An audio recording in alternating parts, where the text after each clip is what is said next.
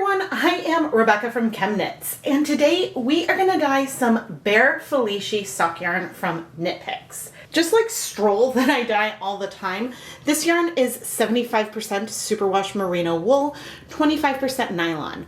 But one difference is that there's only 436 yards of Felici per 100 grams, whereas with the Stroll, we have 462 yards.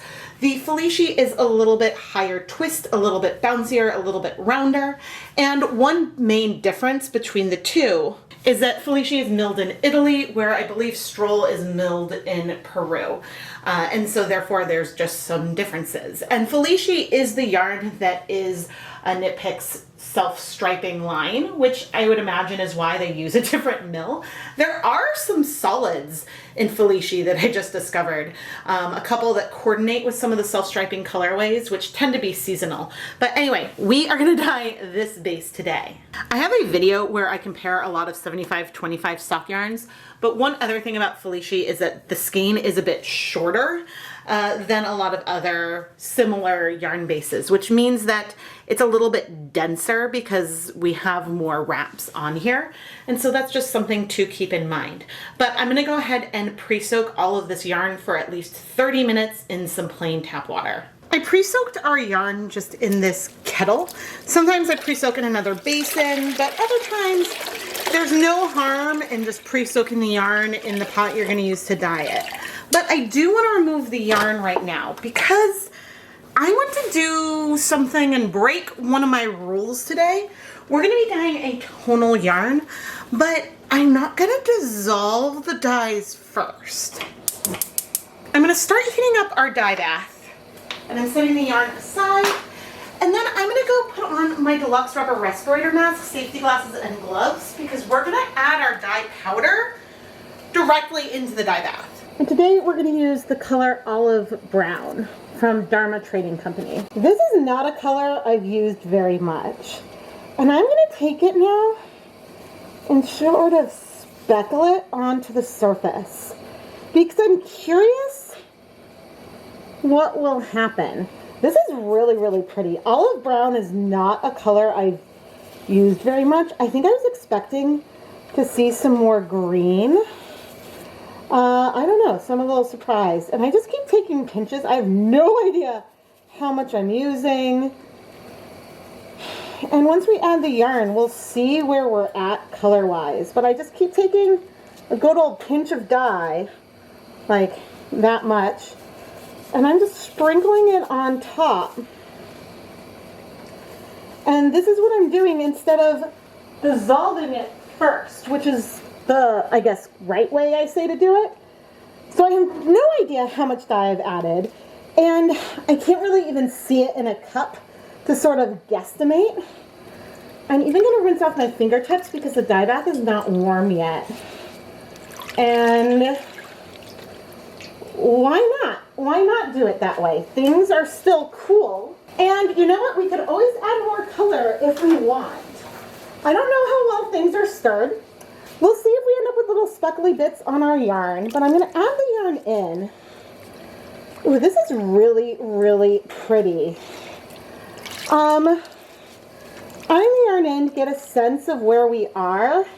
And while this is a pretty color, I think I'm going to want more dye. So what I'm going to do is remove our yarn. Things are still cold. Making sure it's not dripping. I'm going to go set it aside. I'm going to dry my hands, and I'm still wearing my mask. And we're going to pump up the volume. And I'm going to try to turn things so that way you can see the dye container a little bit better. And that was one good pinch. As I'm adding the dye, I'm trying to spread it out on the surface so we don't end up with clumps. 2. That's a 3rd good pinch. 4th good pinch. Let's do a 5th. Good pinch. I bet there's other dyers that will dye their yarn this way. Maybe not by sticking their hand into the cool dye bath, but by adding the dye directly to the water versus dissolving it first. It's just not the way I usually do things. And especially not with both a color and a yarn base that I don't use often. Okay, so I'm going to add this in. We still have no acid in here. This is a really, really pretty brown. We're going to need to add acid, but I think I'm going to not add more dye, and we're going to take off my mask so you can hear me better. But I'm just really, really intrigued. Let me also zoom back in. I'm just really intrigued by all this. Now I would say we probably have about 16 cups of water. 1, 2, 3, 4. I'm adding 4 tablespoons of white vinegar. And we're gonna stir by raising and lowering the yarn. Now with this Felici that is a little bit thicker, I think we're gonna get pretty decent coverage on here because, ooh, look at that green at the end. Did you see that? Here, let me do this again. I'll put it in and lift it up. What's left is green. That is so cool. This color probably breaks really nicely. Oh, that's so fun. Okay, we're gonna leave the yarn in. We're gonna let all this color absorb. What I was trying to say is that our color here is going to be relatively even because we added things cold, no acid, and it allowed us to get more coverage than we would have if we tried to dye this with a hot dye bath. But ooh, I'm excited. I'm excited to see like what this green does, because now that the pot's more crowded, how is it going to strike? Is it going to be uneven? I'm so curious. But anyway, all right, let's wait. I guess 30 minutes. I mean, this isn't hot yet, but let's wait 30 minutes and we'll come back and check in. I had a little moment of deja vu because clearly this breaks. Seeing that green in the dye bath after that brown has struck means that we've got different pigments in there that are striking at different rates. So if we were to dip dye into this color, we would probably get a brown with a green finish, assuming things work correctly. Sometimes when there's a little bit of color left over, you end up losing that once all the yarn is in the pot because there might still be some browns there that cover it up. But there's a chance. And so I went to look, and I don't think I've dip dyed into this color before. Although I only checked my dip dyeing to break acid dyes 2 video, where I did use jacquard brown and I think fawn. There was another brown that I used in that video.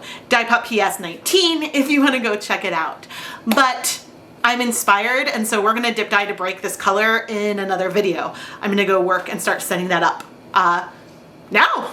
You know, for breaking my rules, I think that this is going really, really well. There is a little bit of color around the edge of the pot, but most of the color is in our yarn.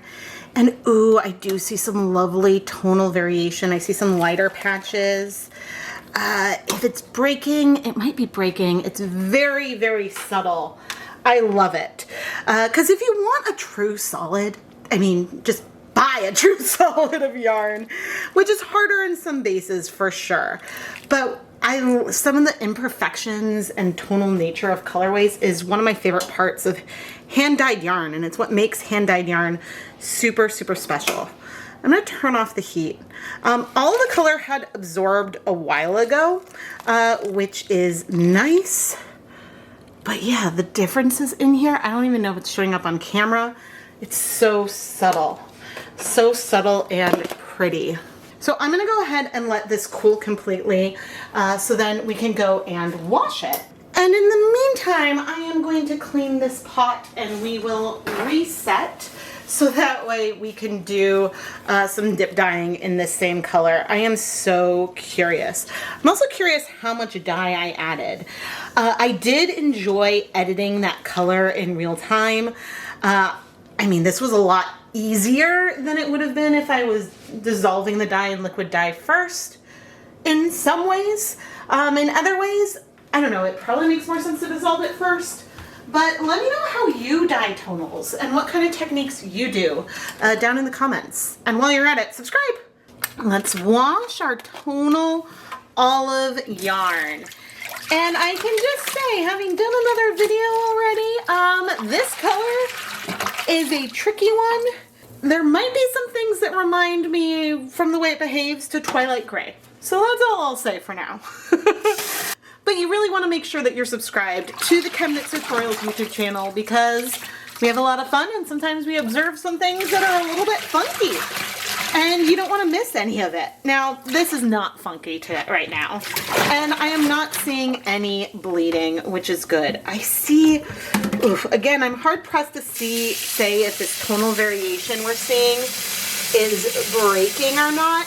There are elements that feel like between the lighter and deeper, it does almost feel like there's a bit of a tone difference. But again, it's a little hard to say. So I just added some clear dish soap.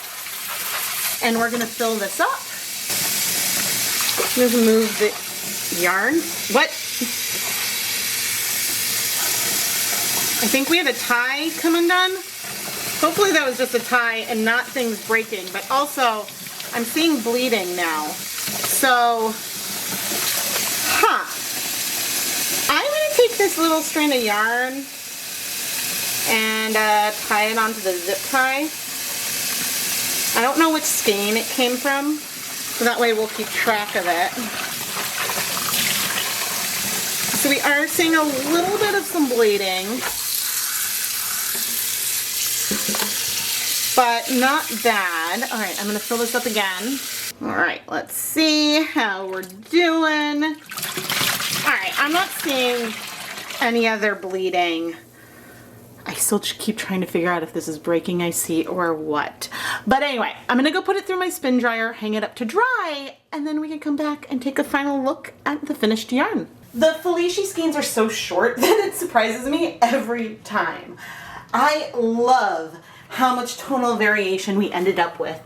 You can see these pastel areas, the deeper, and it really is in all three skeins, even though you can kind of tell looking here how the lighter patches are maybe in different kinds of positions. So there would definitely be some kind of shift between, I think, this skein, which, ooh, look, there's like more yellow and more pink in here. And maybe this one that seems to have a little bit more of the lighter patches overall. But it's so pretty. Oh my goodness. I think right here you can see some of the little bit more pink versus yellow a little bit better. And we have a couple rogue blue speckles, which may have come up if I had dissolved this dye before pouring it into the dye bath. I think sometimes some of those blue pigments, whatever it is that's in there, just take longer to dissolve. And that's why it almost seems like the blues settle. When you're within a cup, when we pour in, we see a little bit of blue at the end. I don't think it's that the colors in solution are separating, it's that there's a solubility thing, and so that could result in a very occasional blue speck. Oh, and this random piece that came off during washing, I think that was a clip from a tie, because moving the skeins around, I didn't see any broken pieces. Thank goodness. Olive brown is not a color I've used very much, and it's a color I plan to use a lot more. And I mean, I've already filmed another video dip dyeing to try to break it. I haven't decided yet if I'm going to include a little spoiler here or not, but oh my goodness, it surprised me a lot. And it stands to reason, because whenever you see a color that as you're pouring it separates a little bit, there's a good chance that it could do interesting and potentially confusing things at times. And a lot of pre-mixed, more complex colors do interesting and surprising things. And to this day, I don't know exactly why, but you're gonna have to subscribe so you can see that video, because you really don't want to miss it. It's a fun one, and I don't think it'll take too long for me to share it. Maybe it won't be this December, it might be in January, but I'm not gonna wait too long because it's a fun one. And so I still haven't done a further deep dive into olive brown, but that needs to happen also. Would you like to see me dye more tonals? I love tonals. They are my favorite types of yarn to knit with. I think they work so well, and it's exciting because I love seeing the like shifts of color that are really subtle when I'm working it up. I love the dimension in the final product, and I don't know, I just find it to be a little bit more stimulating if I'm doing stockinette for a long time and there's a little bit of variation in there. But that's just me. I just don't know how exciting tonal videos are to watch, but I love dyeing them and I love working with them. So if you would like to see more, let me know what colors, or whether it's a pre-mixed dye color or a custom color that I'm gonna mix myself, Let me know what you would like to see down in the comments below. And give the video a thumbs up and do all the YouTubey things. Thank you so much for watching.